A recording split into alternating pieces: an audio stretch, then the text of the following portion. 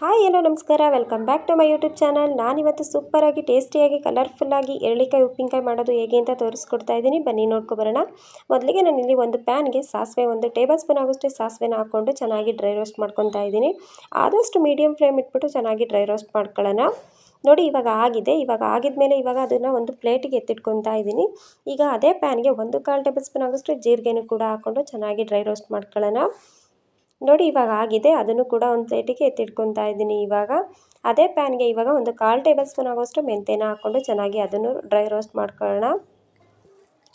ಈಗ ಮೆಂತ್ಯ ಕೂಡ ಚೆನ್ನಾಗಿ ಡ್ರೈ ರೋಸ್ಟ್ ಆಗಿದೆ. ಅದನ್ನು ಕೂಡ ಒಂದು ಪ್ಲೇಟಿಗೆ ಎತ್ತಿಟ್ಕೊಳ್ಳೋಣ. ನೋಡಿ ಇವಾಗ ಒಂದು 7ರಿಂದ 8 ಬ್ಯಾಡಗಿ ಮೆಣಸಿನ್ಕಾಯಿ ಹಾಕ್ಕೊತಾ ಇದ್ದೀನಿ.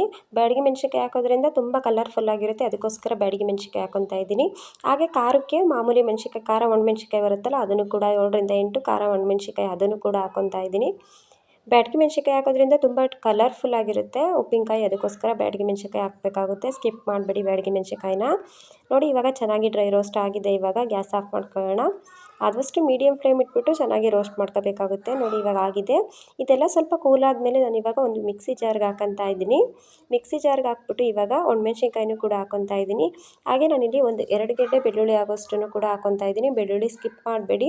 ಬೆಳ್ಳುಳ್ಳಿ ಕೆಲವರು ತಿನ್ನಲ್ಲ ಅಂದವ್ರು ಮಾತ್ರ ಸ್ಕಿಪ್ ಮಾಡ್ಕೊಳ್ಳಿ, ಬಟ್ ಬೆಳ್ಳುಳ್ಳಿ ಹಾಕೋದ್ರಿಂದ ತುಂಬ ಟೇಸ್ಟಿಯಾಗಿರುತ್ತೆ.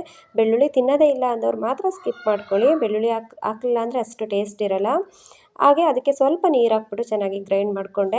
ನಾನಿಲ್ಲಿ ಎಳ್ಳಿಕಾಯಿನ ನೈಟೇ ಕಟ್ ಮಾಡಿಬಿಟ್ಟು ಉಪ್ಪಾಕಿ ನೆನೆಸಿಟ್ಟಿದ್ದೆ. ಉಪ್ಪಾಕಿ ನೆನೆಸಿಡೋದ್ರಿಂದ ಎಳ್ಳಿಕಾಯಿ ತುಂಬ ಚೆನ್ನಾಗಿ ನೆಂದಿರುತ್ತಲ್ಲ, ಎಳ್ಳಿಕಾಯಿ ಉಪ್ಪಿನಕಾಯಿ ಕಲಸಿದ ತಕ್ಷಣ ಆವಾಗಲೇ ತಿನ್ಬೋದು.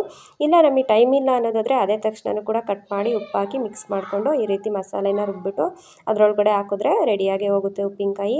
ಇದನ್ನು ಆಚೆ ಹೊರಗಡೆ ಹಾಗೆ ಇಟ್ಟಿದ್ರೆ 1 ವಾರ ಇಟ್ಕೋಬೋದು. ಹಾಗೆ ಫ್ರಿಡ್ಜಲ್ಲಿ ಇಟ್ಟಿದ್ರೆ ತಿಂಗಳಾನ್ಗಟ್ಟಲೆ ಇಟ್ಕೋಬೇಕಾಗುತ್ತೆ. ವಿಡಿಯೋ ಇಷ್ಟ ಆದರೆ ಶೇರ್ ಮಾಡಿ, ಲೈಕ್ ಮಾಡಿ, ಸಬ್ಸ್ಕ್ರೈಬ್ ಮಾಡ್ಕೊಳ್ಳಿ. Thank you all. Bye bye.